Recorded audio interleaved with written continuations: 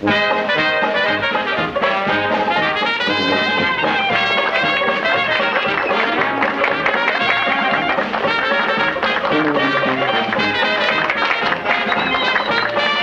your license shows no specifications for street shows, Mr. Mortensen. Oh, well, don't tell me our esteemed city attorney has dug up an ordinance against a little free entertainment. Well, Fat, you haven't given anything away for nothing in your entire career. Mr. Archer, well, here's 2 tickets to tonight's performance. Down front on the aisle. First thing a man in public office learns is take a present, owe a favor. Now, Fats, just keep the noise down, huh?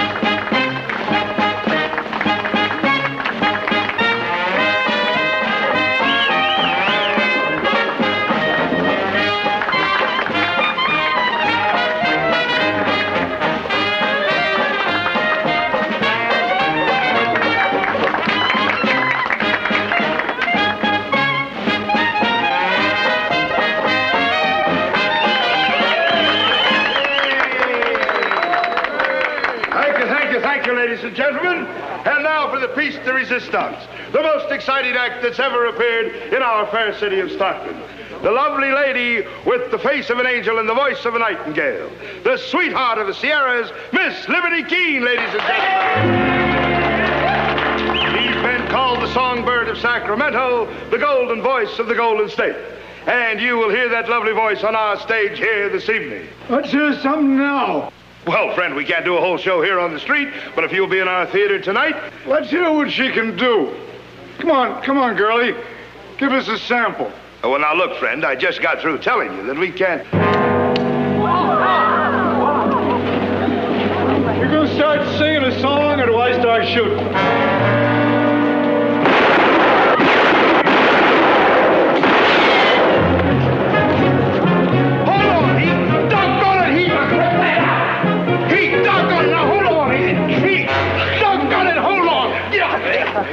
Heaven preserve us from impetuous young fools. It's all right, folks. It's all right. It's all part of the act. Ladies and gentlemen, the great Ambrose, the man whose keen eye and steady hand has won him 53 medals from the crowned heads of Europe. And if you think that was sharpshooting, just wait till you see his performance on our stage tonight. Take them in, Deputy.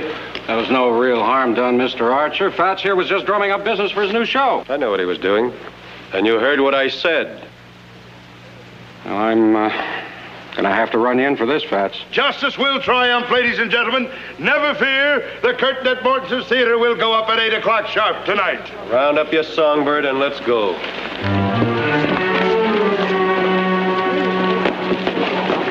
Well, if you'd waited, I could have told you it was part of the act. They'll need a lawyer. Will you help them out? Well, Heath, I can't do that unless they ask me. Well, I'm asking you.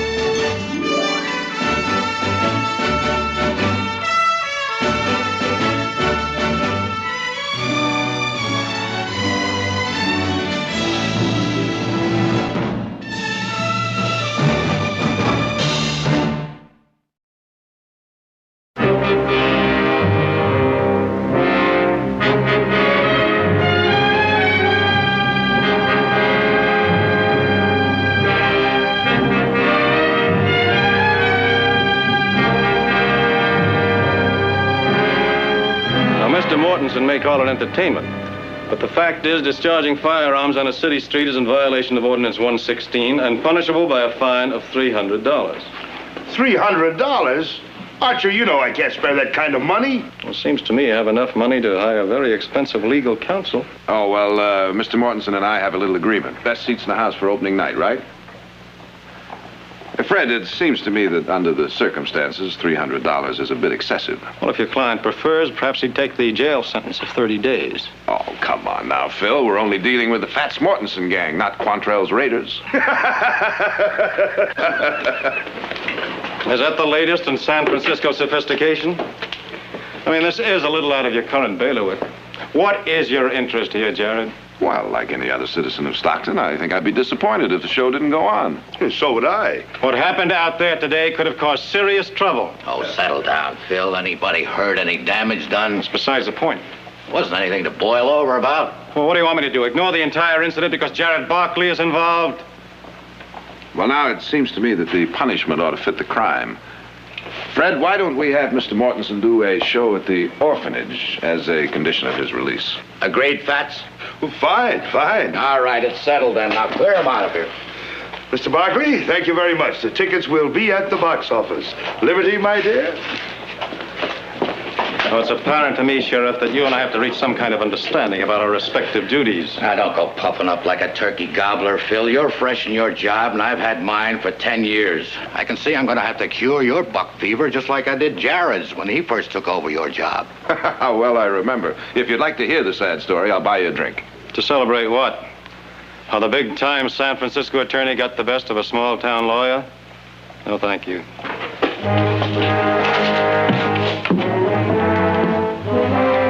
See you later, Fred.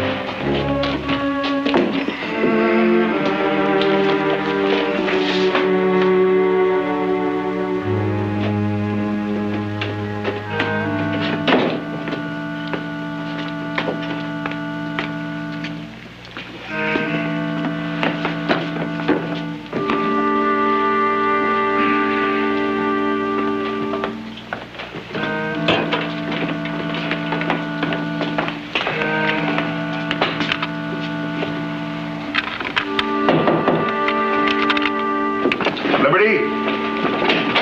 Yes? Message for you at the stage door. Oh, thank you, Mr. Mortensen. Oh, you better get some food into him. All right.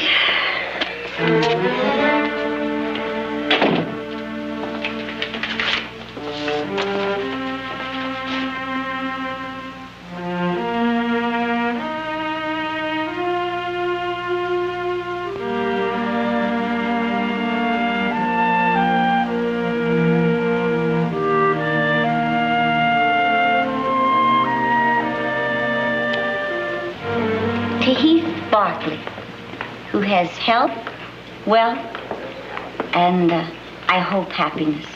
And to Liberty Keene, sweetheart of Strawberry and now of Stockton. You know, Heath, when I was a very little girl, Papa used to read me stories at night, and there was a book we both loved. It was about a poor ragamuffin boy who grew up to learn that he had great expectations. I'm very happy for you, Heath. I've often wondered how you've been making out, Libby. Well, now you know. I'm sorry you never made it to New York, Libby. What's funny? Oh, life. When you were 16 years old, you begged me to run away and marry you. Remember? And Papa ran you off? Well, that wasn't funny, not to me. Oh, nor to me. But Papa kept saying, we're just that far away, Libby. Just that far away from success. After Papa died, I went back to Strawberry to look for you.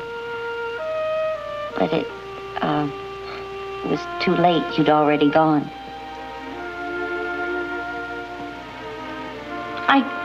I guess everything turns out for the best.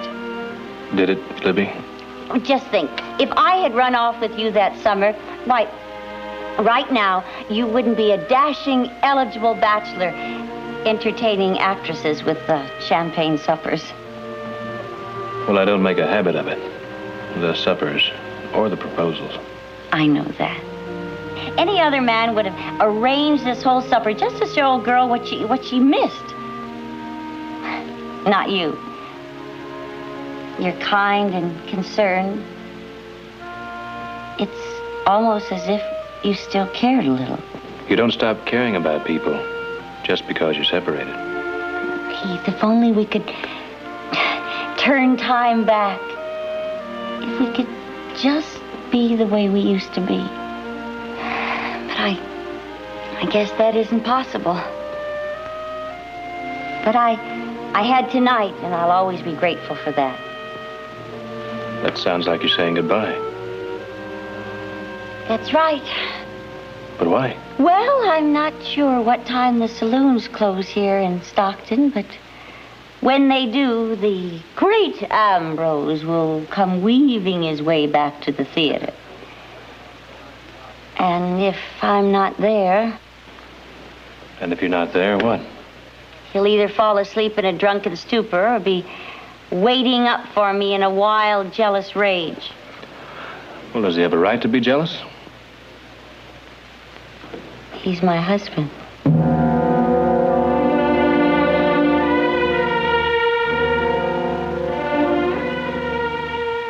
I needed somebody to look after me. Don't you see? Like Papa used to do. So I settled for Ambrose. Just like everything else in my life, it went wrong. I ended up taking care of him. I'll take you back now, Libby.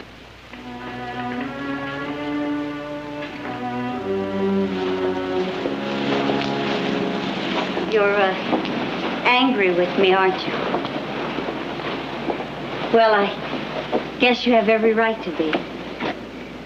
Heath, if what I did tonight seems, well, shameless to you, I'm sorry. It's just that living the way I do, you learn to snatch at a moment of happiness. I thought I could stop loving you, Heath. But I guess I never will.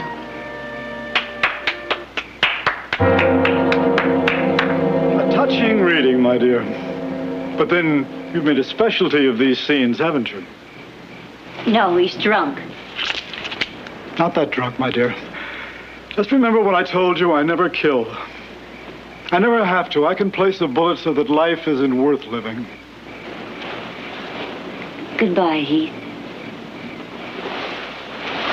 Libby, I can't let you. Oh, I'll be all right. After all, where else could he find such a willing target?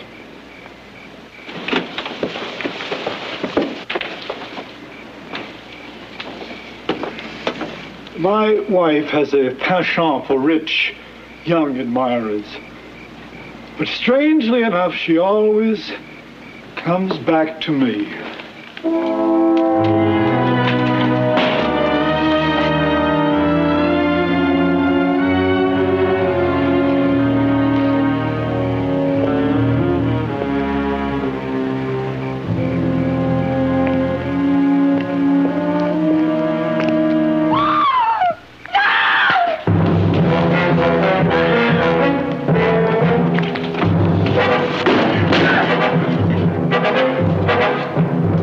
Are you all right?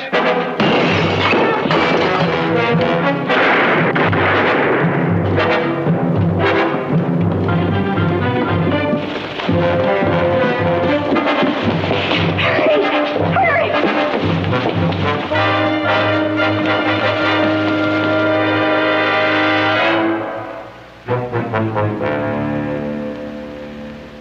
I killed him. You had no choice.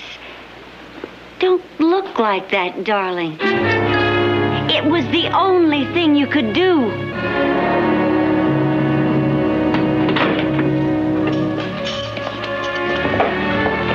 Come here.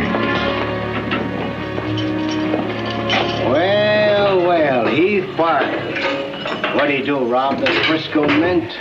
Shut up, Tedro. Sheriff, now that this here's such a high-class jail, I'll be expecting a doily armor breakfast tray. I can't help this, Heath. Rules. When Jared gets here, ask him if he knows a smart lawyer. You won't be needing a smart lawyer. You can get away with murder just so long as your name's Barkley.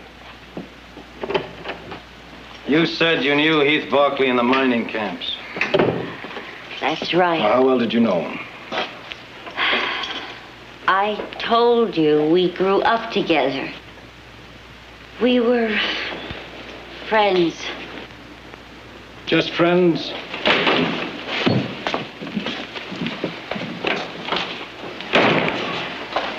What's going on here? Where's Heath? He's in a cell, Jared. I'm sorry. I'm sorry I had to lock him up. I apologize for treating him just like any other murder suspect. How many times do I have to tell you it was self-defense? Why won't he listen to me? Now, you remember Miss Keene by her stage name. She's the victim's wife. Heath shot her husband tonight.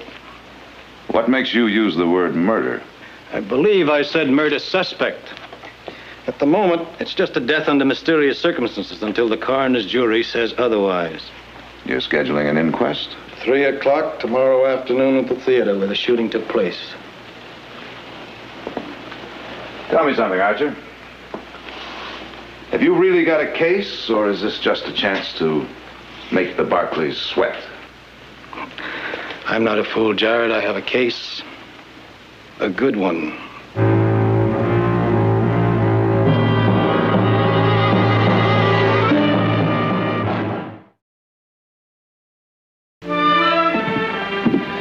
Look, just because you bail me out of jail, you don't have to follow me around. What's the matter? You object to my company? I just want to see Liberty alone. Now, for appearance's sake, it would be a lot wiser for you to avoid any personal contact until after the inquest. Appearances be hanged. Now, I'm not letting Liberty face this alone.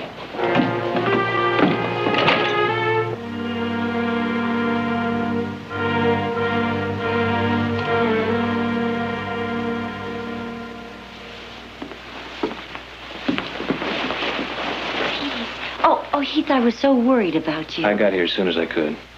Whatever arrangements she's made, I'll take care of everything. Now, I don't want you to feel... Now, it's all settled. Now, you're coming back to the house and stay with us until this is all over. Well, thank you. I don't think I could face going back to that theater alone right now. Heath, the inquest is at 3 o'clock. I think it would be better if you stayed in town. Well, we can come back. We both have to clean up and change clothes. This is hardly an appropriate costume for an inquest. Well, I'm sure Audrey can find you something. Let's go home.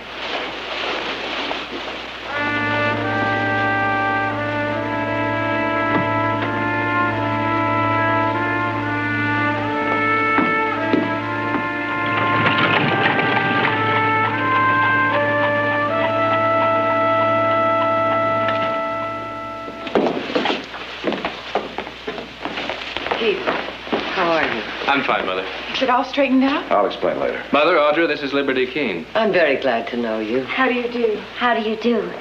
I wish we were meeting under happier circumstances. I do, too. I've invited Libby to stay a few days with us. Good. I hope I'm not imposing. Not at all. Oh, what a lovely chandelier. Heath, do you remember the one back in Strawberry? The one in the hotel? You remember the bet I won for Papa? Her father made a bet that Libby could rattle the crystals with her singing. I broke some of them. The money Papa won helped pay for the repairs. Libby, why don't you try and get some rest? Audrey, would you show our guest to her room?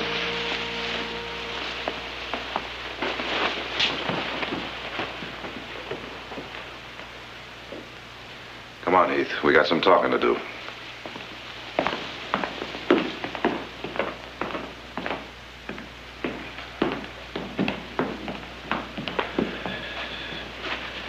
Never get arrested for murder in a pair of tied boots.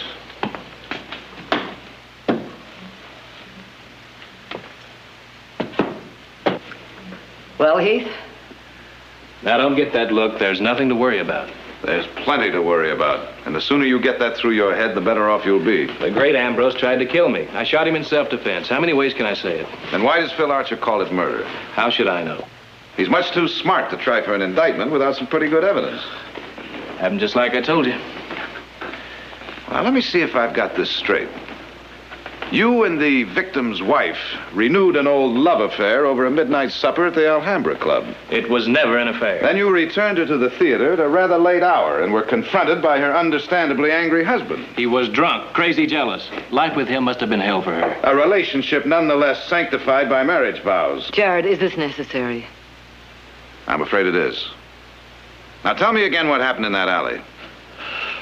He made threats. She went inside. Threats against whom? Me. And in spite of those threats, you entered a dark theater and killed him. A professional marksman in a fair fight. Now, do you expect the jury to believe that? Jared, you've got it all wrong. Haven't I told the truth? It's the word you use. You expect the prosecutor to use nicer words? All right, Jared. Now you've acted out the devil's advocate. Why? Surely you don't think Heath is guilty. Of course I don't think he's guilty. The trouble is, how are we going to prove it? Well, I'll match Jared against that smug jaybird Archer any day. Well, wake me in an hour, huh?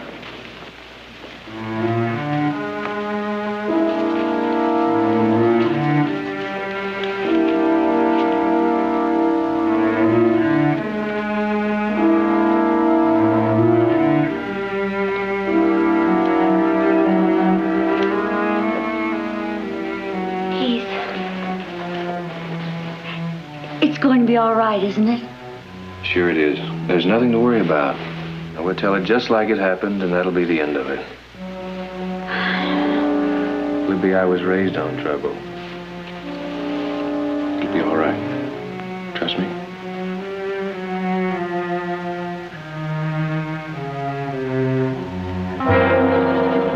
Read all about the murder. Read all about the murder in the theater. Come and get your paper right now. You can't go on shouting about a murder. This can't rightfully be called a murder until a coroner's jury says a crime has been committed. Now, when they do that, then we can legally accuse a suspect. The day this town accuses a Barkley is the day the horn will sound judgment. Well, now, don't sell your fellow citizens short. They're honest men, and they'll hand down an honest verdict without fear or favor.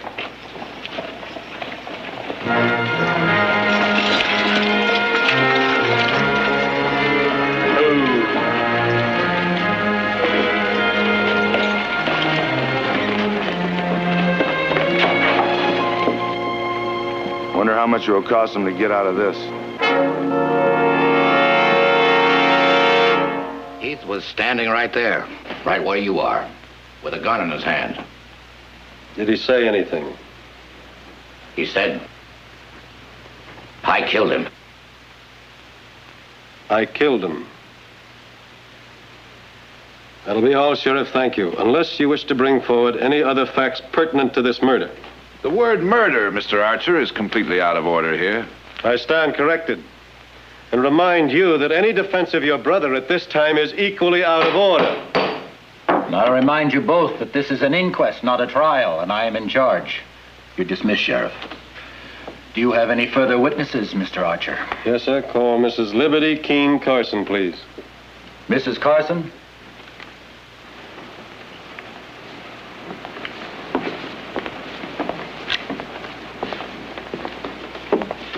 Place your hand on the book. Swear to tell the truth as you see it, so help you. I do. Now, you are Liberty Keene, the widow of Ambrose Carson. Yes, sir. And the great Ambrose was billed as the world's finest pistol shot. Is that correct? That's right. Well, isn't it ironic that he should be shot dead in a fair fight? But it was a fair fight.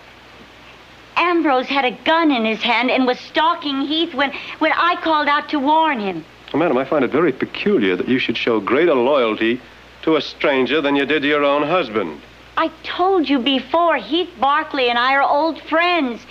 We grew up together in the mining camps. An old friend who saw nothing reprehensible about a clandestine supper with a married woman? Heath knew nothing of my marriage. I trust the prosecutor will introduce into evidence the fact that the young lady and my brother met just yesterday, for the first time in 7 years. Hardly enough time to hatch a conspiracy, gentlemen. Sir, I have no evidence of conspiracy. Only evidence of a cold-blooded murder. Well, gentlemen of the jury, I'd like you to recall the coroner's report that was read to you earlier. It stated that the witness's husband was a victim of 2 bullet wounds, one in the right arm and the second fatal one in the right temple. Now, the deed isn't very hard to reconstruct, is it? The first shot hit him in his right arm, his gun arm, preventing him from returning any fire with any degree of accuracy. Then the killer came forward and, taking careful aim, shot out his victim's life. Now, that's the way it happened, isn't it? No. No, it happened some other way. Or no, you didn't see him shoot your husband because you ran outside when the gun started going off. Well, that's it, isn't it? That's it. You were lying when you said you saw a shooting in self-defense. You didn't see anything. You didn't see anything. I told the truth. It was the truth. You told a lie. You told a lie in order to save a man about whom you were so concerned after the shooting. A man you called darling standing over the dead body of your husband. Motive for murder, gentlemen. Lust for a beautiful woman. A motive as old as original sin.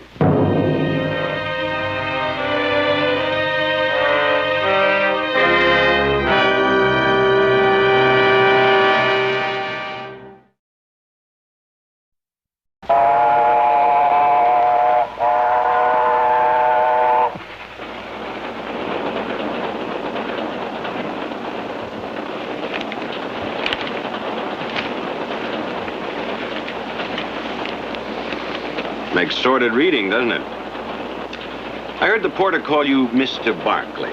Are you one of them? What's it to you? Well, don't get huffy.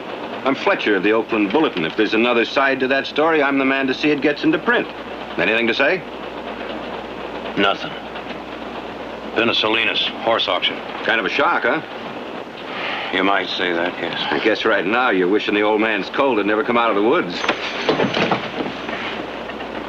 Nobody says that about him to me. You better get used to it. You're gonna find people like a good scandal, Barkley.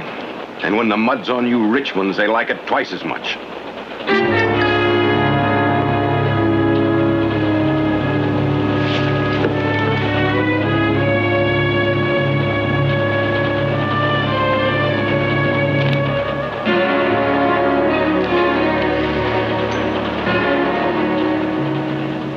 How's Libby? Is she all right? She's fine. You know, I'm glad she's got you to look after her. Libby's had a hard time all her life. Right now, there's something hurt and helpless about her. She needs somebody to take care of her. It's you we're concerned about. I left strict orders he was to have no visitors. Sheriff gave Miss Barkley special permission, them being such important people and all. Shut up, Tedrow. Yes, may I please, Mrs. Barkley? I'm sorry, Fred. I really can't understand your objections to my seeing my son. Well, your son is about to be tried for murder. Just because his name is Barkley doesn't give him any special consideration. Nor should it prejudice people against him. Oh? Well, are you accusing me of prejudicial behavior, Mrs. Barkley? Have you been reading the papers, Mr. Archer? Neither of us can control the free press. Not even to make it clear that half-truths have been twisted? You have one opinion, the coroner's jury had another. The newspapers are entitled to theirs. Not when they try to blame Heath for something beyond his control. The name he bears. Well, it seems to me you're unduly sensitive on that point. It's my name and I'm proud of it. I don't like seeing it smeared. Do you really believe there would be all this newspaper notoriety if a Barkley weren't involved? Would it cause statewide interest if that man Tedrow were on trial? Now, I'll overlook your doubts about my integrity, Mrs. Barkley. But let me tell you this. Your coming here didn't help his case at all. I intend to examine every word of the testimony of the widow and the defendant, and if there's any change, well, there could be an accusation of conspiracy with you as intermediary. That was not the purpose of my visit. You have my word for that. And the word of a Barkley is sacrosanct.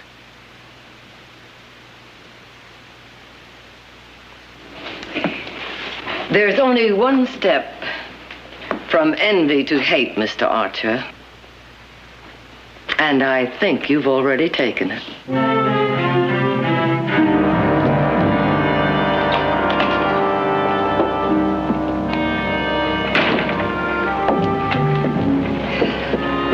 Nick, Jared. Oh, Mother. Hi. How is he? Oh, very calm, for my benefit.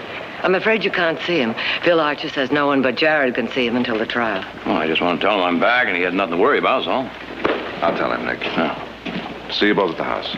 The rig is over here. Does that mean you're sure he's going to be acquitted? It means he'd no more commit murder than herd sheep. And you Barkleys intend to stand behind him all the way, with everything we've got. You ought to be more careful with words. that could be construed as a threat to use the Barkley money, prestige, and influence to make sure your brother gets off. Well, now, I wouldn't say it quite that way if I were you. You trying to tell me what I can write? I'm trying to tell you, you misquote me, and you're going to get yourself in an awful lot of trouble. That a threat? That's a promise. Thank you for a very good quote, Mr. Barkley. I think you're going to find out you aren't so high and mighty. Nick! Nick!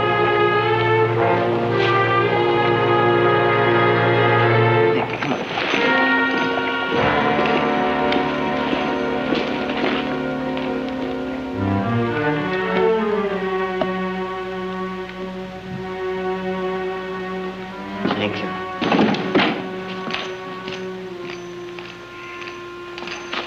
I suggest you pour yourself a drink, Nick. I guarantee you you're going to need it. Oh? Why? We have our name in the paper. Ranching heir Nick Barkley today threatened... What a filthy, rotten lies. How can they print lies like that about important people? Well, it's a rather involved question of semantics. Now, Nick may have only said promise to that newspaper man, but I understand he said it rather forcefully. Well, now, what was I supposed to do? Just let him get away with it? You know, your father used to say, when you wear a silk hat, you must be able to duck. Otherwise, you make yourself a target for every bobtail who can throw a rock. Now, that's the price you pay for being a Barkley. Yeah. Only in Heath's case, it could be a lot more than just rocks. It could be a rope. No, they can't. They can't do that, not to Heath. We won't let them, will we, Jared? Believe me, Liberty, we'll do everything we can. Jared, you have got to make them listen. You've got to make them understand how he was. He was cold and cruel and insanely jealous. If only I hadn't gone to see Heath that night. If I hadn't screamed after Ambrose hit me. That's why he came back. To help me. Now we've got to find a way to help him.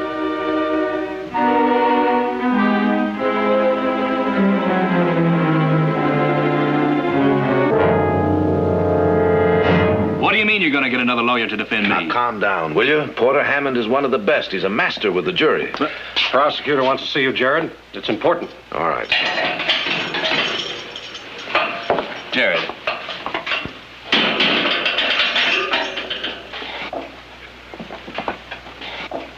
We don't need another lawyer. I think we do. Public opinion is running against us. We need somebody outside the family. No. I put my money on you, and it's staying on you. Hammond is on his way over here.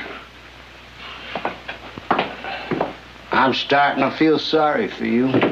He's trying to back out. Maybe you ain't such a member of the family as you thought. I wouldn't have believed it of you, Jared. I wouldn't have believed you've been so stupid. He had nothing to do with it. I told you that. Nothing to do with what? Go on, tell the big-time San Francisco lawyer what you just told me. Well?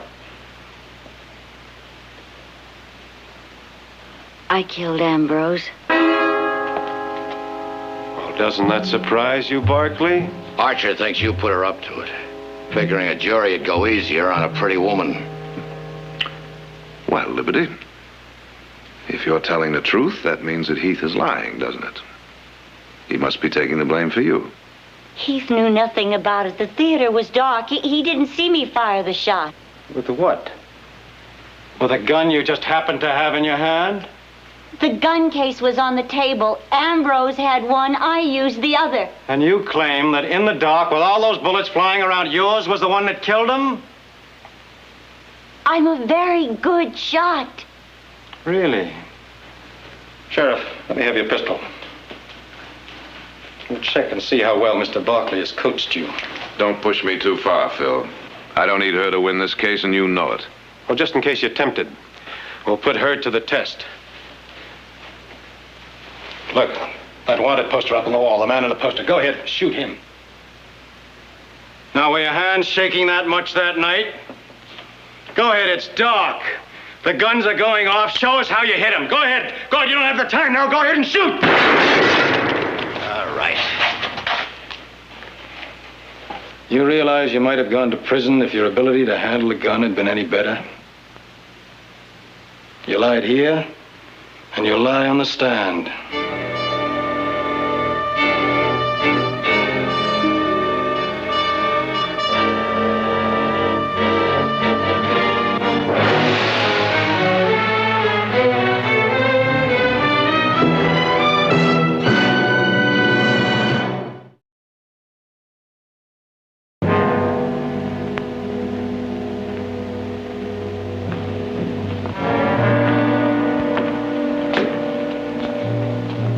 Reconstructing the crime, Counselor? Something like that. Those are the dressing rooms, huh? Yeah. Would you mind unlocking them for me? Oh, not at all. Oh, say, by the way, if it's any use to you, Ambrose was hitting the bottle pretty hard that night. Oh, really? Yeah, I noticed it before they went on. I told her to get some food into him. Poor thing, I sure feel sorry for her. This is hers, huh? Oh, yeah, this is his right next to it. I wonder what she's going to do now. It's kind of hard on a young woman, all alone and near broke. She never could make it singing. I guess she can always go back to sharpshooting. I didn't know Liberty did any shooting. Oh, sure. Ambrose taught her all kinds of trick shots. I cut their act once a couple of years ago. Just like all the others, until he got the bright idea of making her the unexpected target.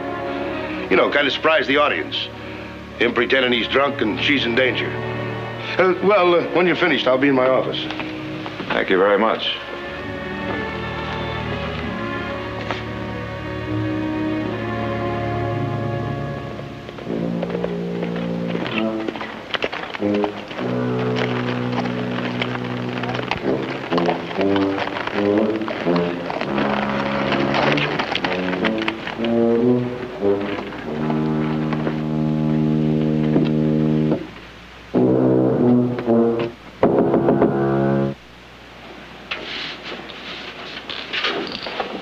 Just a minute.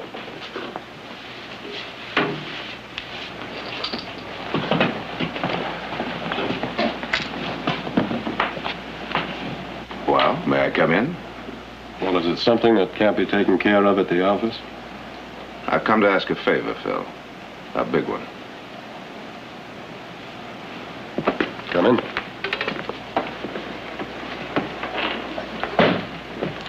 Sit down. I didn't know you still played the tuba, Phil. Why should you know? We haven't traveled in the same circles since we were in law school together. Seems to me we were friends then. People and water, they both seek their own level. What is the favor, Jared? Phil, I want you to consider, just for the sake of argument, the possibility that Liberty might have been telling the truth yesterday. You know, I figured you were bluffing when you said you didn't need her to win your case. She said she was a good shot. Yeah, well, you saw how good. Good enough to be part of the act at one time. Then how do you explain what happened yesterday? Nervousness, cold feet, or possibly the expert way you drove at her. At any rate, she was at the scene of the crime, and I'm convinced she had a reason for wanting Ambrose dead. Speculation. There's no way to prove that. But there is.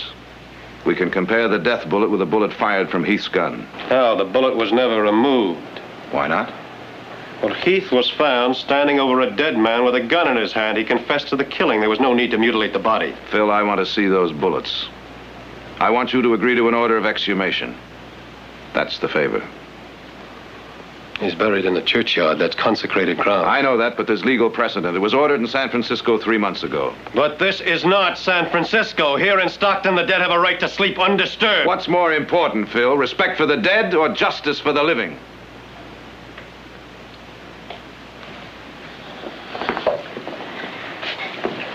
I'm a public official. Now, that's very important to me. I've worked very hard for a very long time. May I ask what that has to do with it? Well, I wouldn't expect a successful big city lawyer to understand. I'm only interested in justice, equal justice. What is it you resent, Phil? The fact that I didn't have to work as hard for success as you did? Don't be ridiculous. Then why are you out to get Heath? Why do you refuse to even consider the possibility that he may be innocent? Because he is guilty. And none of your courtroom magic can cheat justice. You know something? You're infected. Infected with the same blind rich man, poor man prejudice that's spreading all through this town. Or are you the source of it? Get out of here. Go on, get out.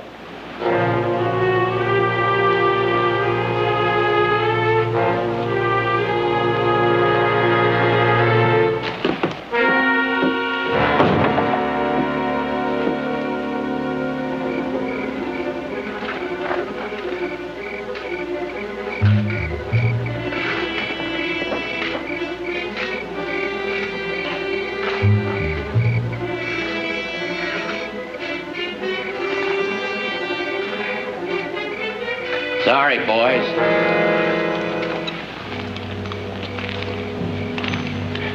You can go ahead home, Fred. And let you rob a grave? I can't do that. We've got permission. Not from Archer.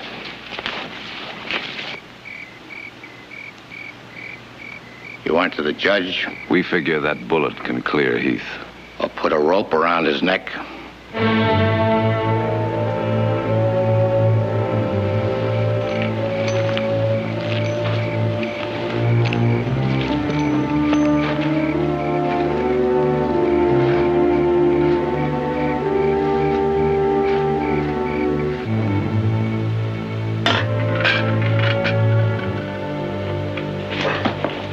I didn't expect this kind of cooperation, Phil. I want to thank you. You're risking everything, Barkley. Your reputation, your career, and your brother's life. Libby, what are you doing here?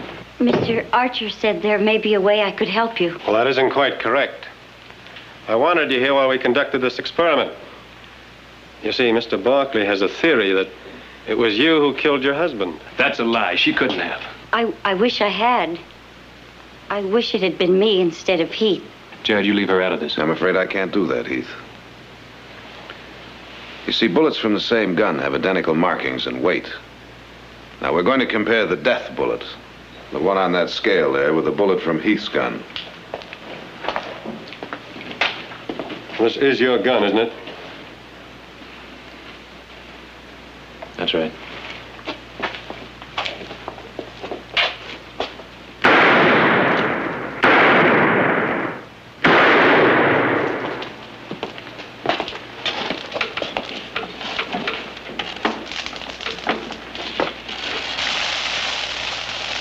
They are, Phil. Well, this scale is from the assay department of the bank. It's completely accurate.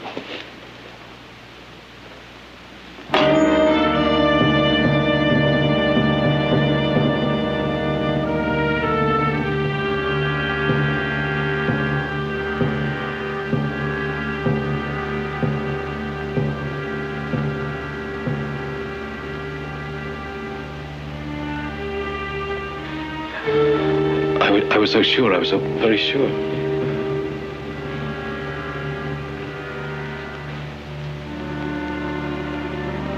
I had to kill him. I had to. I was afraid for Heath. Ambrose would have killed him. It would have been my fault. All my fault. You didn't have to kill him to prevent that. You're an expert shot, Liberty. Despite that deceptive exhibition you put on here, you could have placed this bullet anywhere you wanted. You wanted him dead.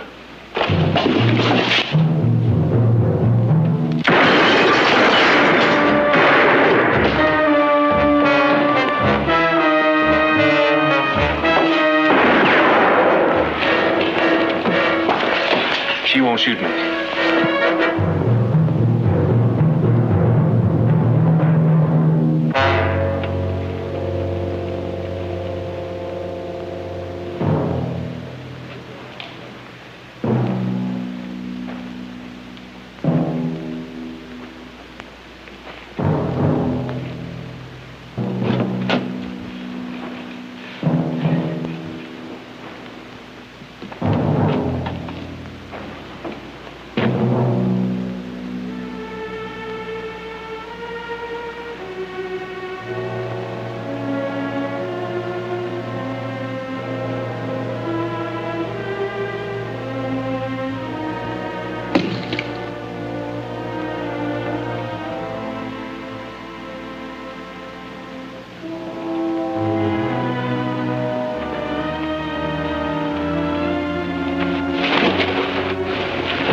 Libby?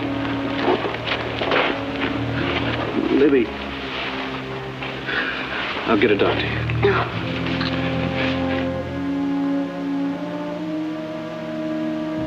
I'm trying to talk. I have to talk. I have to make you understand. I never wanted to hurt you, Heath. I never thought you'd go to trial. Thought the Barkleys were too important. Libby, there's no need to explain. Help me, Heath. Make them understand. I had to kill him. You saw how he was. How he treated me. How else could I escape? How else could I marry you? Libby.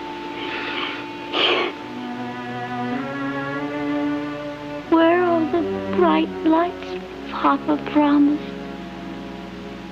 Where, Papa?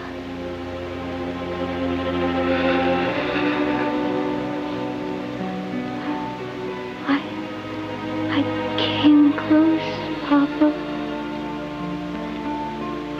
So close. Our dream almost came true. Just that far away.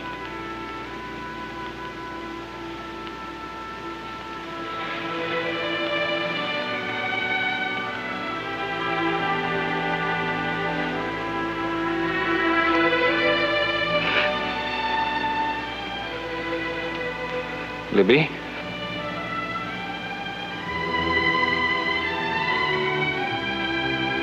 Libby? Libby.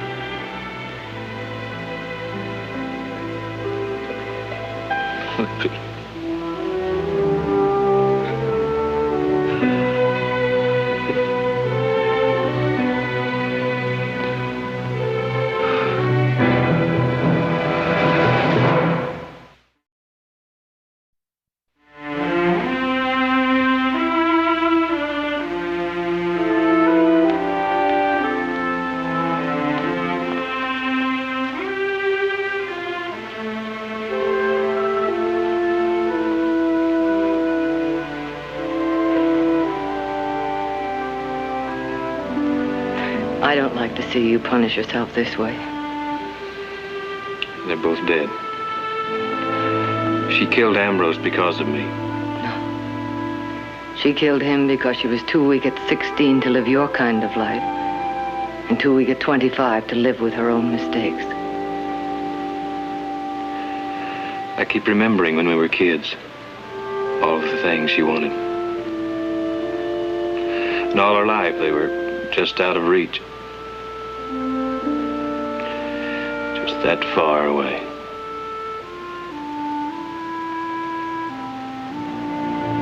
She wanted the wrong things. And she could have had so much. So very much.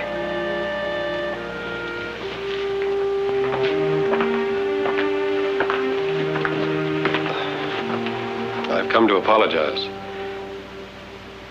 Well, you were right about me. It was a personal resentment of you, of your success and your way with people. Oh, if either of you want further satisfaction, we can go out behind the barn. Well, what do you think, Heath? Down by Snyder's Creek?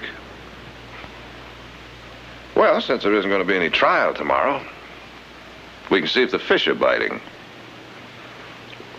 Well, after everything that happened... If it'll make you feel any better, Phil, you can dig the worms.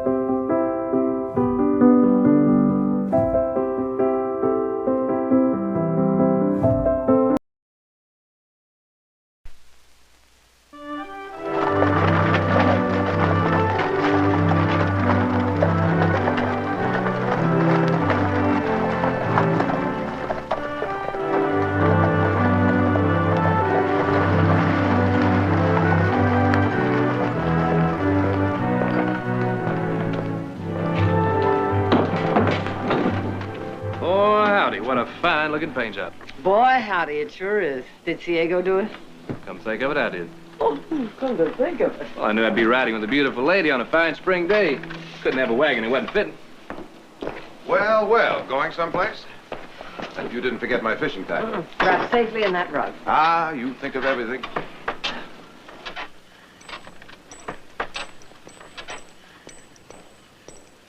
You people know I'm not going to be able to get to that lodge for at least another month. That goes for you, too, Heath. Well, I figure I could cut that down to a week. The way I work. Uh-huh. Of course, that don't apply to everybody. What's in the sack? Those happen to be my decoys. And when I get up there, I better not find any of them beaks broken. You hear me? Oh, well, Nick, maybe you better stow it yourself. Easy.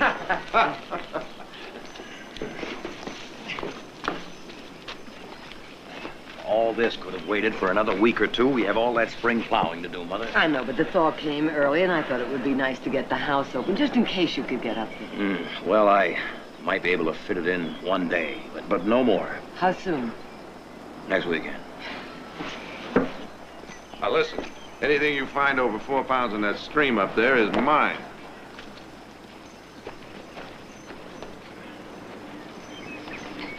Tell Audra I'll be back in plenty of time to help her with a new dress. All right. You all set? See you. Yeah.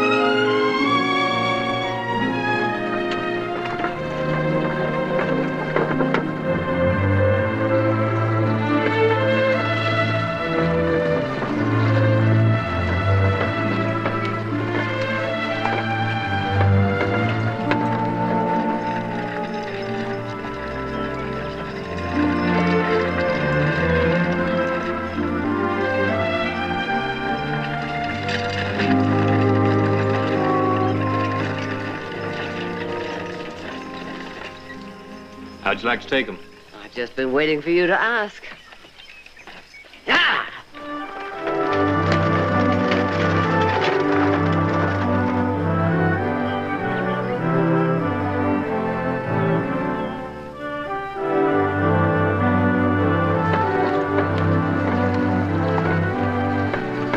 You know, you should do this kind of thing more than once a year, Mother.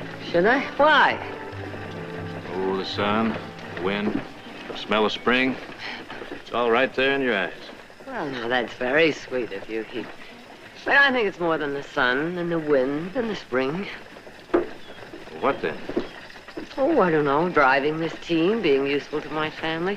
You know, when you're all up at the lodge and I see how much you enjoy yourselves, why, that makes me happy, too. You think that's all we want of you, to be useful? Oh, no. I do have other virtues, but being useful to my family is what I want. All right. Why don't you quit poking along, get this team moving? You want to take all day? Right, sir. Yo!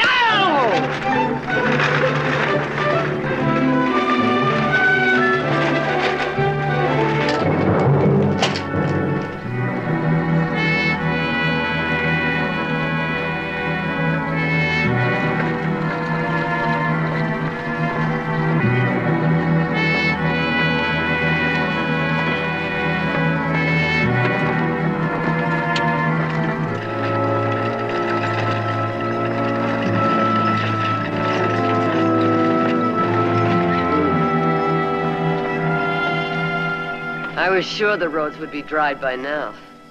Well, we could have gone by way of Calaveras Pass, but I reckon it's just as bad this time of year. Well. Go!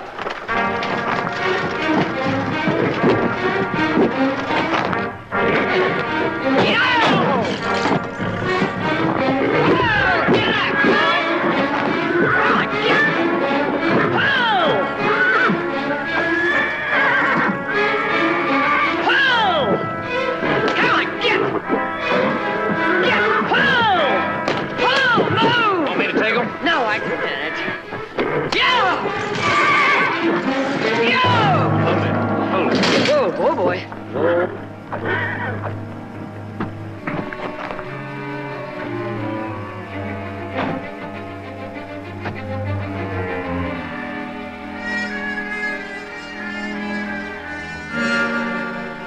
Well, it looks like it's going to be my turn to be useful. When I tell you, whip them up and keep moving. Right. Now! Yeah! Come on, boy! Come on, get back!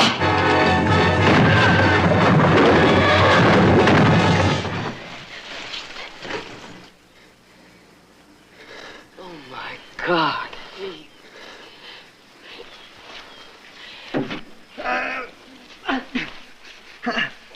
Oh, Heath. Heath, do you feel as if anything's broken? I don't know. I'm not sure. Everything's kind of numb. I'll get you out.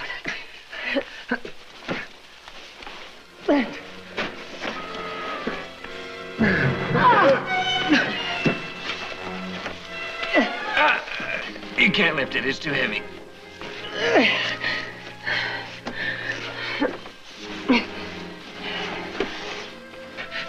You need leverage, Mother. You gotta have leverage.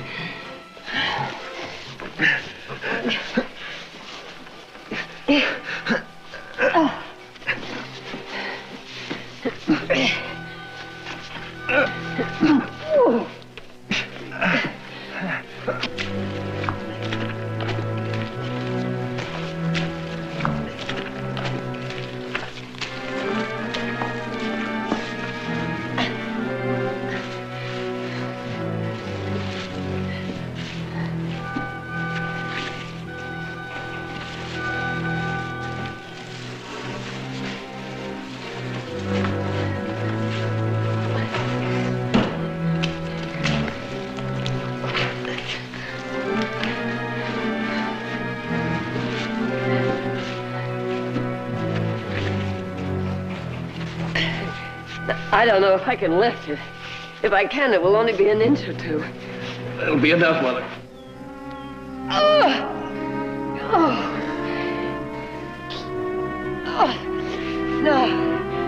No, I can't do it. I'm not strong enough.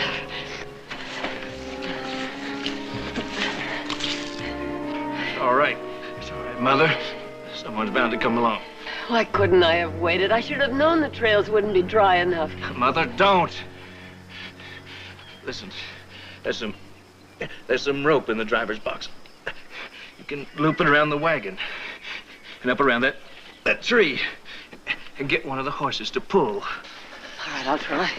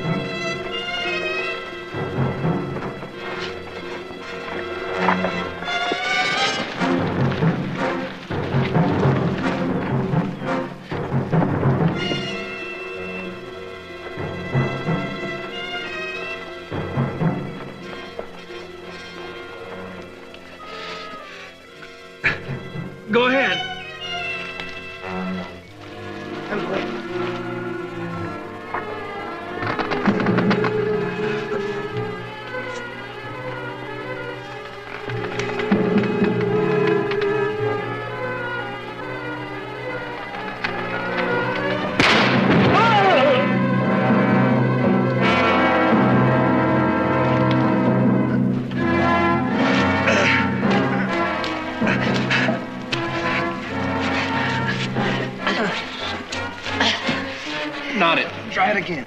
It's not strong enough. I can't take the chance it might fall back on you. I'm going to get Nick and some of the others. Okay. You think you can hold out? I'm all right. It's not too clean, but it's soft to lie in.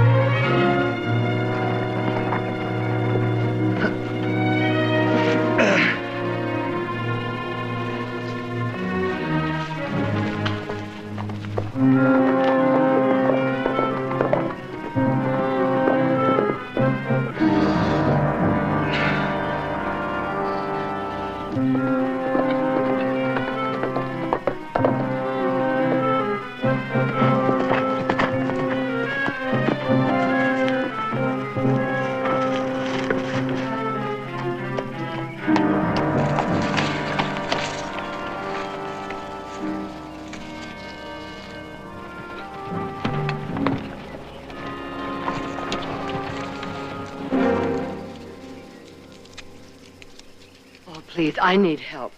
Our wagon broke an axle and turned over. My son is underneath it. Please, we have to hurry. Didn't you hear what I said? Don't climb down, lady. You climb down off that horse, you're just gonna have to climb right back on again. You mean you're not going to help me? That's right. I'm not your man. You're gonna have to get somebody else. But it would take hours for me to get home. It'll be dark soon, and... But didn't you hear what I said? My son is underneath that wagon. His legs may be... Lady, if I was in a hurry, I wouldn't waste no more time around here. You mean you actually refuse to help me? That's right. Well, all I need is for you to help me lift the wagon. It's only a few miles back. I think I made myself clear. I ain't gonna help you.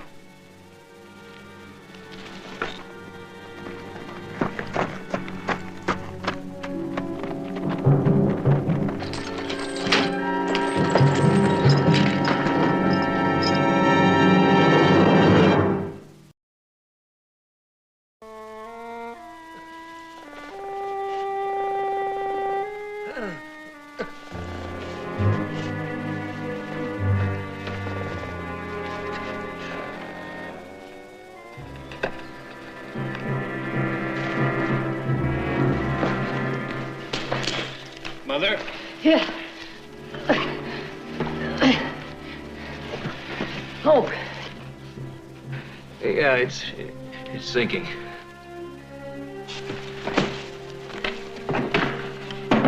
What are you doing?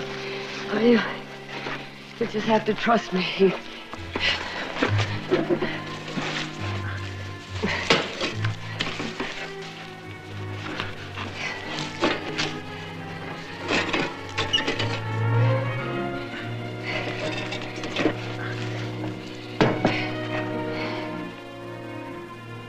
In case it gets dark before I get back.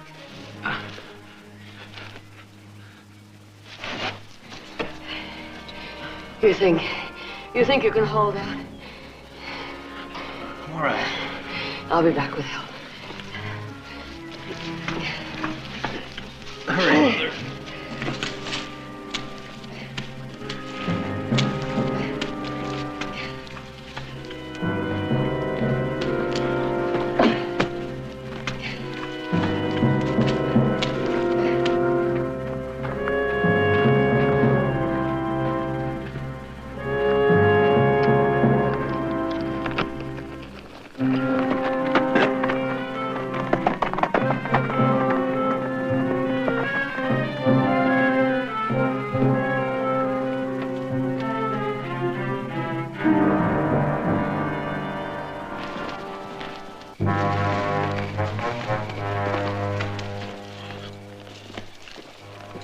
It's too dark to go on now. We'll make camp and wait till morning. I don't know how he got this far. If he headed east, we lost him. Wouldn't head east. Never make it through the pass. I figure he's in these woods somewhere. Yeah. If this ground wasn't so wet, we could sure get him out of here in a hurry. Set fire to the brush. Watch it catch. You know all we'd have to do is sit back and wait for him to come a-flying. This is valuable timberland, Court. Shame it ain't dry.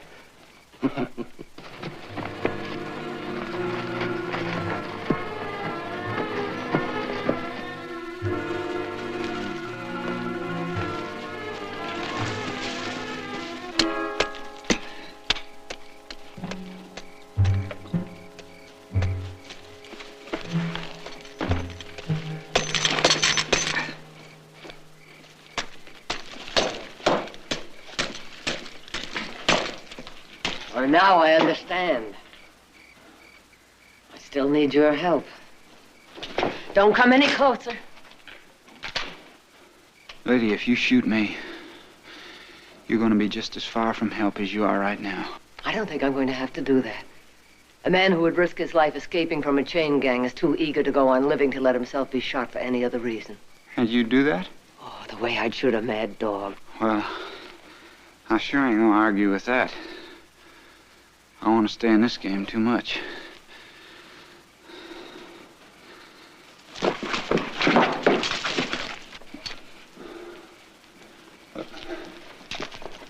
There's 2 bounty hunters out after me. Well, I'm sorry about that, but I need your help. All right. But I can't go nowhere with these on.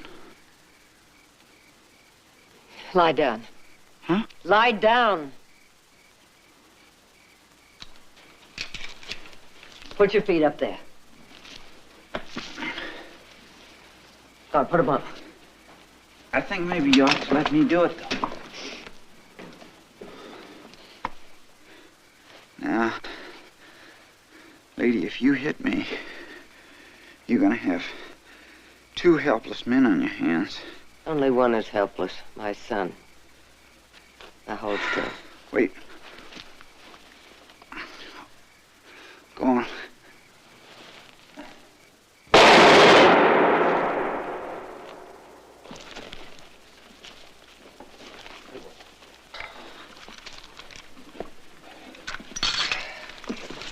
Thank you. Let's go. Now, I said I'd kill you, and I mean it. And I said that there was 2 bounty hunters after me. I'm not interested. You know anything about yes, bounty hunters? Yes, I do. Do you know what? They don't care whether you're innocent or guilty. All they care about is getting your corpse. Get going.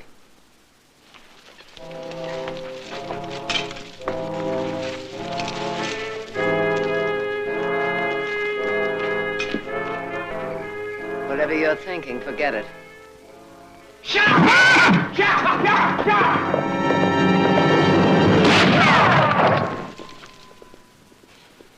That was a mistake. Well, that was no mistake, lady. Now we're both on foot. Evens up my position a little bit. I still have the gun. That's right. And I got a little more time. And we still got a long way to go until we get back to where your son's at. This gun is going to make sure we get there. You know, if them bounty hunters catch up to us, you're going to have to let me go. And then you can get them to help you with your son. We'll cross that bridge when we come to it. Move. Doesn't my life mean anything to you? I'm telling you right now, as soon as they see me, they're going to kill me. Until they do, you're still free. I'm not even sure they are after you. But I am sure my son is under that wagon, and if we don't get to him quickly, he may die. Now move!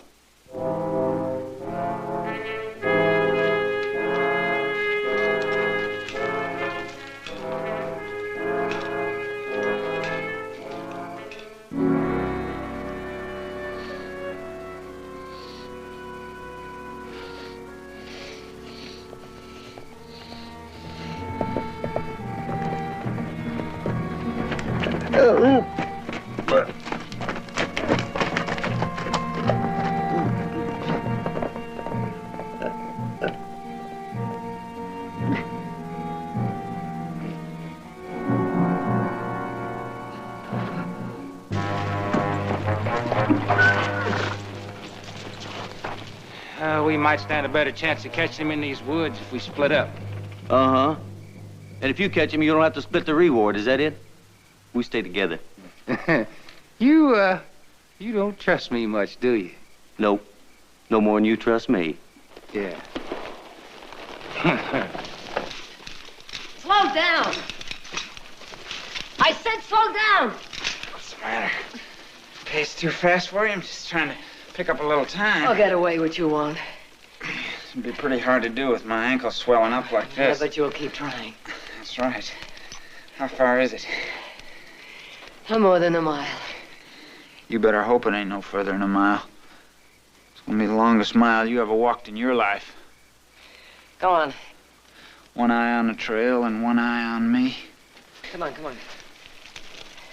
And all your thoughts on your son there, underneath that wagon, waiting for his mama to come back and get him. I bet he really dotes on you. In fact, I'll bet he'd much rather spend his evenings with his mama than go out with the boys. Ain't that right? Matter of fact, I'll bet you make him think he's just about the most wonderful thing in You ever know lived. nothing about him. I don't need to know anything about him. All I need to know is his mama. How old is he? About your age. Well, then that makes us just about the same. Only difference being that I'm wanted for murder. That's right. Harry Dixon. Professional gambler. There's a $500 reward for me. Wanted dead or alive. There's a wanted poster on me in every town in this county. I need the rest. All this walking isn't doing my foot any good. Now that poster gives me the legal right to kill you, which I'll do if you keep us here any longer. Then you wouldn't be any better than them bounty hunters because you'd be killing an innocent man. Now get on your feet. Move!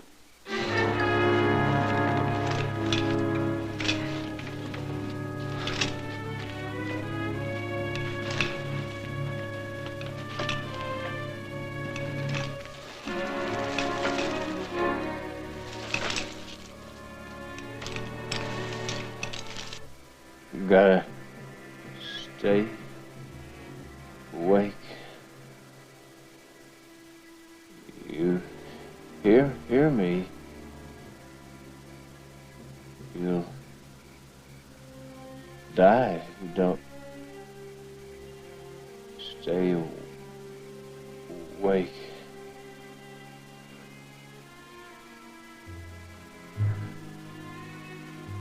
So proud of paint job.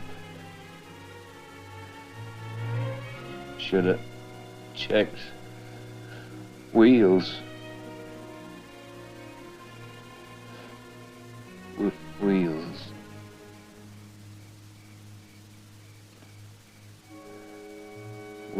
Wheels brought the settlers across the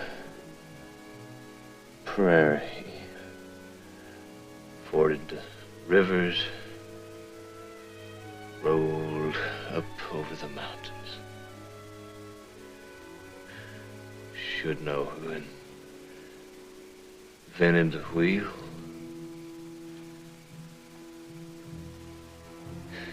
Egyptians.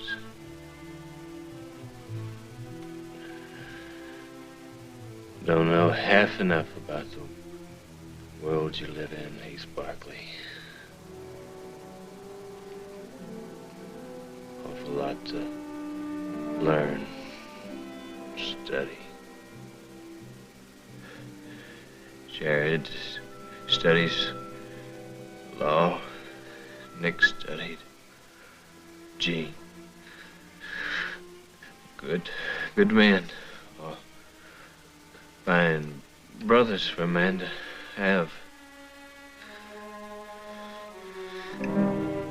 All right, Silas, where's Audrey? I believe she's on the way down, Mr. Nick. Well, as soon as I finish here, I want you to clear this table. She can help herself out in the kitchen. She does that anytime she's hungry. Mm-hmm. Well, good evening, Miss Audrey. Good evening. Thank you. You're late. I was resting. Did you ever stop to think of all those 19 years of yours that you've just tossed out the window because you were just resting? I had a very good reason this time. I was up until 5 o'clock this morning. And what were you doing up till 5 o'clock this morning? writing a very difficult letter, and I still haven't finished it. And who is the lucky recipient of all this billy-do of yours? Well, he's not going to think he's very lucky when he gets it. And I really don't want to hurt him. That's why it's so hard to finish. So you're jilting him? Can't exactly say I'm jilting him when I've only gone out with him twice. But he seemed to think that was enough for us to get engaged. Well, the truth is, I don't want to see him again. So you just sit down, write a letter. You say, "Dear so-and-so, I don't want to see you anymore. Affectionately yours, Audra Barkley." Affectionately? Sorry I'm late, Miss Barkley. Well, I didn't hear you say anything to Jared about being late. Say, Nick, I was talking to the sheriff. He mentioned that there's an escaped killer on the loose. Oh? Where? Well, he broke out of Tamarack Jail. He's supposed to be heading east. Tamarack? That's up by the lodge, isn't it? That's right. Oh, maybe we better ride up there. Well, I don't think we could get there much before morning. Well, not necessarily. I'll be pretty close to it. Besides, if anything should happen, I think Heath ought to be able to handle it, don't you? Oh, I suppose so. Yeah. Stay awake.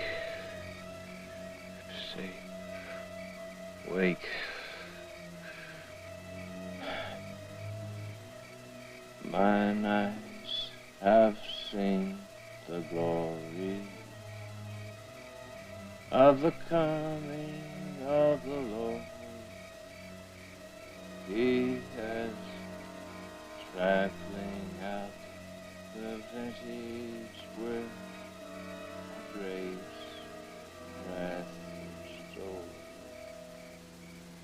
He has loosed the faithful life of his terrible swift soul. His truth is marching on. Glory, glory, hallelujah.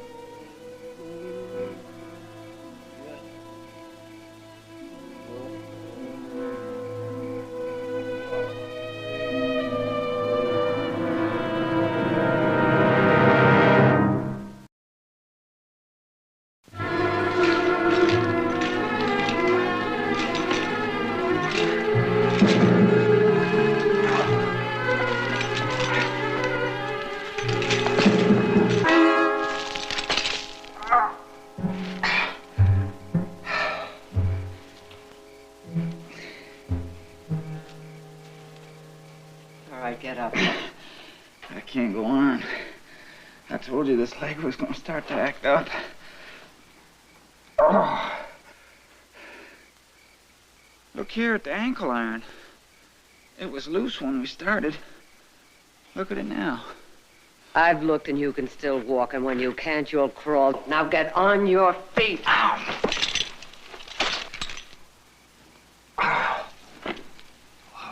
It's the trouble with amateurs. Play with them, you always get stung. They don't know the rules. You can't read their cards. I make my own rules. If you want to go on living, don't try anything.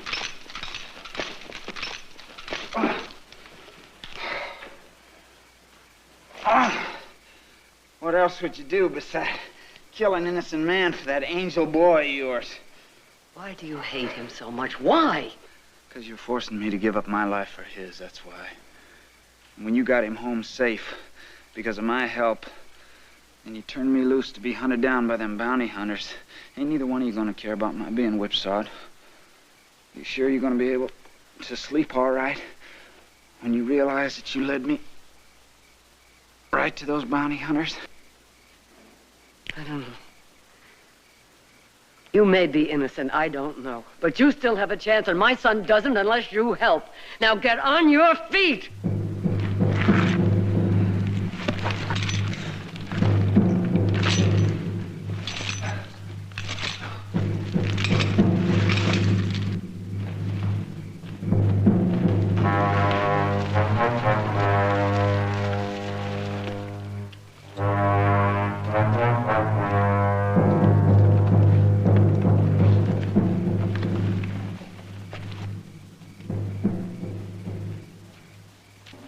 saddle horse. He's had harness on him. If it's the only one Dixon could steal. Well, why ain't he on it? He's wearing the leg irons, remember? Oh. Besides, he's the slickest card man I ever seen. You sit there with a full house. He'll bluff you out with a pair of aces. Now, maybe that's what he's done here. He set up this animal as a bluff, throw us off the trail.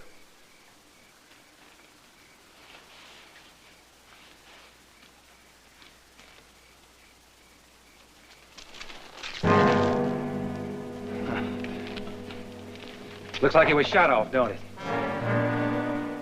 If he's carrying a gun, we ain't gonna take no chances. We shoot him on sight. Had we ever planned to do anything different?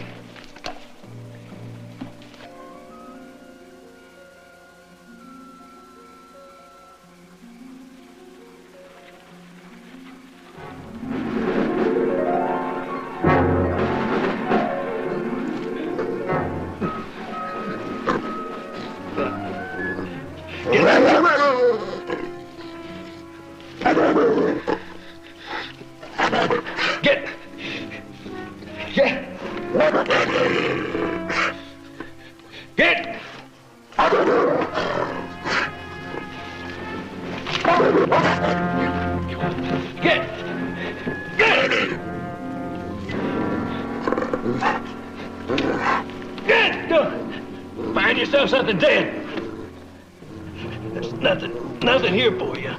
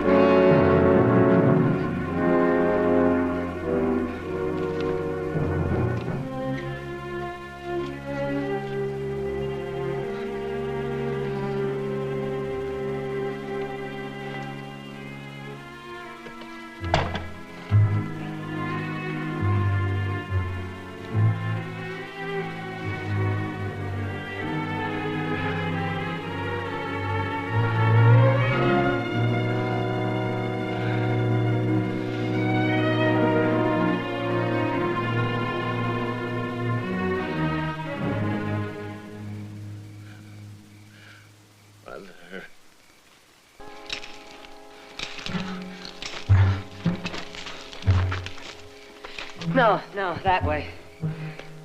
You sure? I'm sure. You know, we'd be going around in circles. In that case, your boys... Shut up and keep moving. You look a little tuckered out to me. You know, if you should faint on me... I'm not going to faint. You must have been one of them pioneer mothers. One of them kind that fed the kids and drove the wagon and shot off the Indians and helped her man build his shack out in the wilderness. You talk too much, Mr. Dixon. Save your breath. Mr. Dixon? That's the first time anybody's been that polite to me in a long time.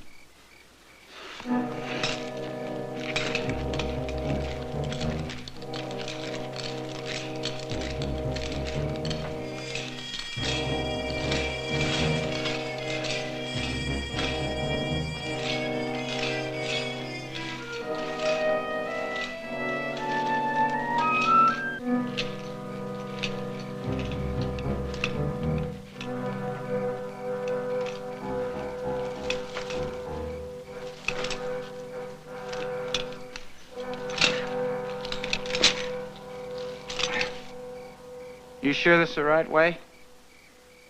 You sure that mother instinct of yours didn't deal you a cold hand this time?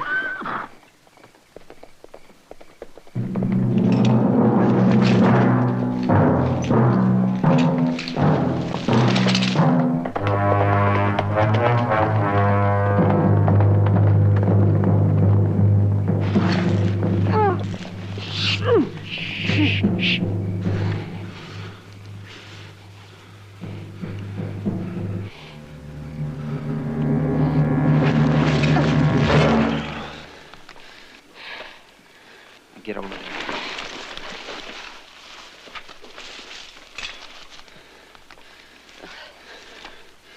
I'm gonna be the one that's doing the calling from now on. And this gun's loaded, I know it. One sound out of you is gonna be the last noise you ever make. I gave you my word. I won't say anything to those men if they find me. One look at you and they'd know that you're lying. Now we're gonna stay right here until I know that they ain't gonna come back.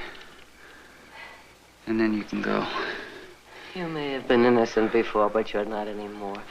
You deserve whatever those men do to you. If they catch me, which they ain't gonna do. I don't have to sit here and prove to you that I'm innocent. But I am. They don't put a price on a man's head without good reason. Man makes his living gambling ain't gonna be believed when there's a bunch of witnesses around to lie about what happened. That's the first time and the only time in my life that I ever killed anybody. It all happened so fast. I couldn't help myself. But it was in self-defense. You don't believe that, do you? Do you? I believe any man who's so afraid for his own skin is much better off dead. Oh, hitting a woman should be easy for you.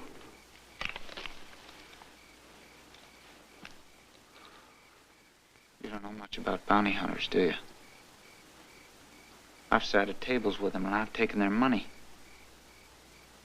Squashing out a man's life is just as easy to them as stacking a deck. Are you any different? I trimmed a few pigeons that night, that's all. And then they followed me outside after the game, and they tried to get their money back with guns. And I had to shoot a man before he shot me. And that's what happened. And then they all jumped on me, and they took their money back, and they went and they got the sheriff, and they brought him back, and they said that I had stolen their money.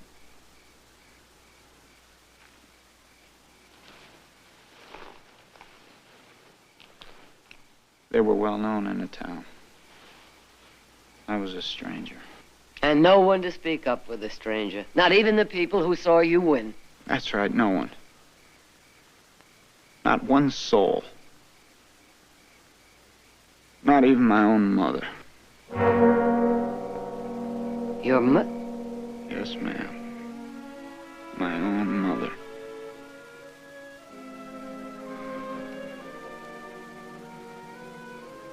She must have been an awful lot like you are at one time. At least that's what I used to think when I was little. Then one day she just wasn't there anymore. I asked my daddy what happened to her, and he told me that I was to forget that she was ever even my mother. Like that was the easiest thing in the world for a 10-year-old boy to do. Then he started leaving me with the neighbors and going his own way. I figured it was time. I better go my own way. So I started gambling, figuring that was the best way to forget about her and forget about everything else. And the first time that I saw her in all those years was that night in that town, in the bar. She came up to me and asked me to buy her a drink. She didn't know who I was. But she was all made up to look real young. And then I told her who I was. She called the bartender over and she told him to throw me out for insulting her. I sat there in that town all those days waiting for them to hang me. She'd seen the shooting and she did know who I was. She never even came and saw me. I sent a letter with the deputy to her. And she never even opened the letter. You can go now. I'm sorry. I'm sorry, but whatever she did to you, that's no reason for refusing to help me. Please just go.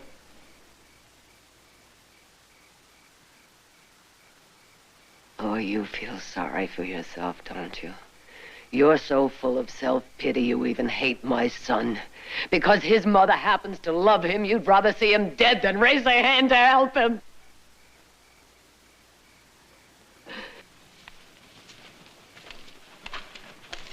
Wait. It can't be a whole lot further.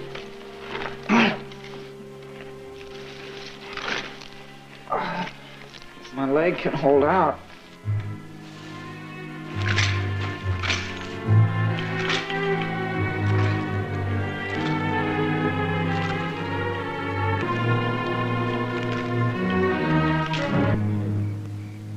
So I walk the valley, the shadow of death, no fear, no evil, left to right, not step. They comfort me.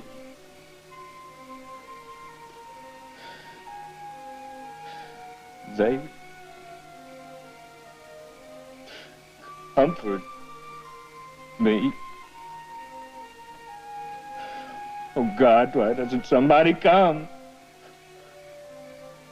Why don't they come?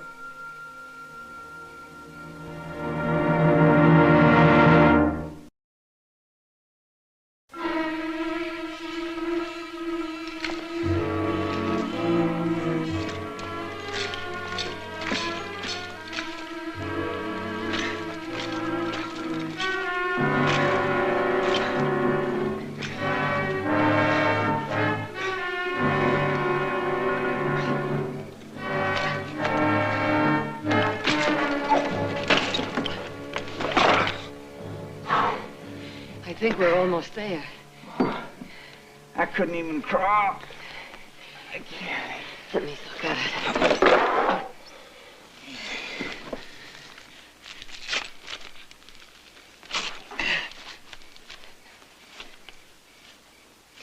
That ankle iron has to come off. How? A bullet would break the rivet. Yeah, but that'd bring back the bounty hunters. That's how they got on my trail in the first place, was hearing that shooting. I seem to remember a stream. I don't think it's very far away. And the cold water would help the swelling go down. Come on, Mr. Dixon. Lean on me. Lean on you? It's about time you learned how to lean on a woman. Come on. You won't throw in your cards, will you?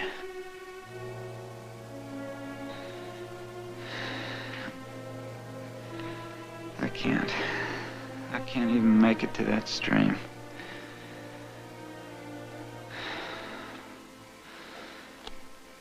No clouds in the sky at all. It'd be too much to hope for a clap of thunder right now to cover the sound of this.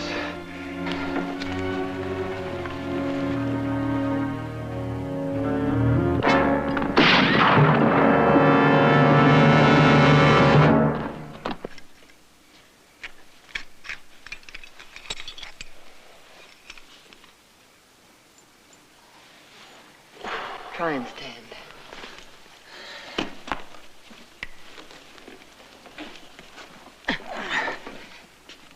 I think I'll be all right. I can get some circulation in it.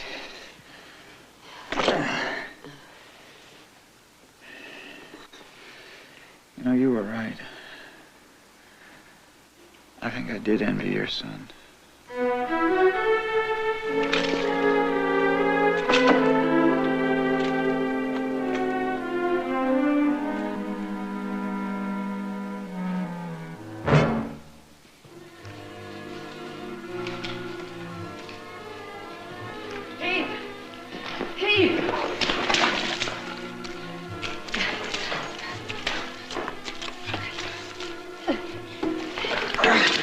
Untie the rug.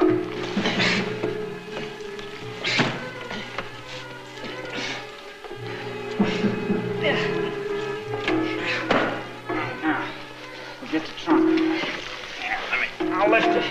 Right there. Right over here. Come on. Here. All right. You gonna be okay, boy?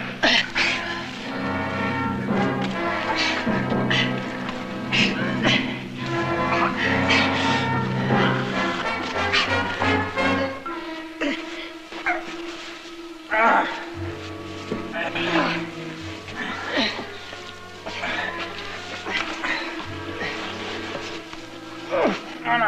come on. All right.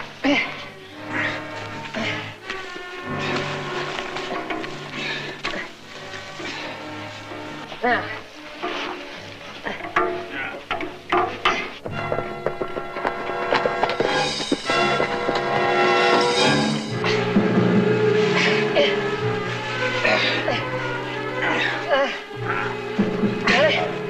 Got it?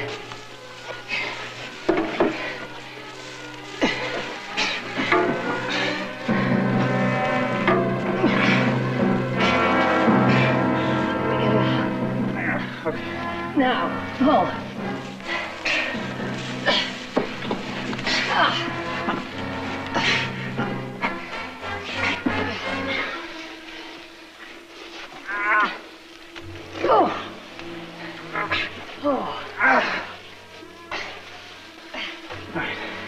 Get him on his arm. Right. When I lift it, pull him. Under his arms.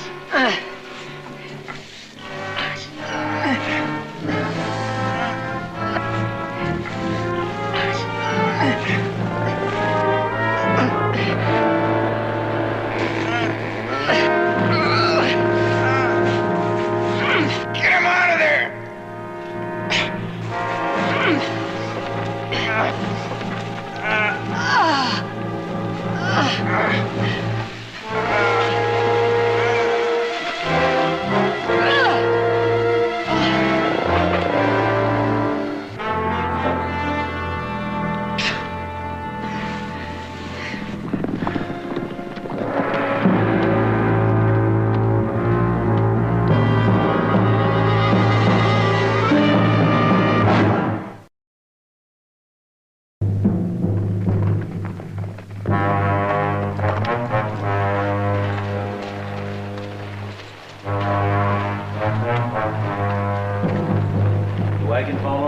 Yes. If you men would help me, I'd like to get my son home as quickly as possible. We're looking for somebody. An escaped murderer. Maybe you've seen him. No, I haven't seen anybody like that. Did you hear some shots? Yes, I heard them. Was it close by? Well, I was too busy to pay any attention to it. Is that your horse up in the woods? Uh-huh. If you men would please help me. Like I said, lady, we're looking for a murder, and I don't leave much time to fool around with anything else. Let's go.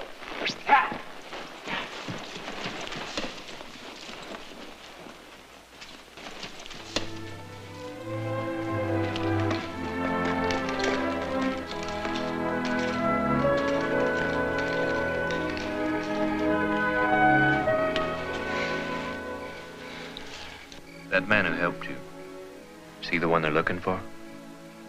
An escaped murderer? I don't think so. What kind of man was he? Oh, young, a gambler. A gambler who played his cards for love instead of money. I don't understand. You will. When I get you home, I'll tell you all about him.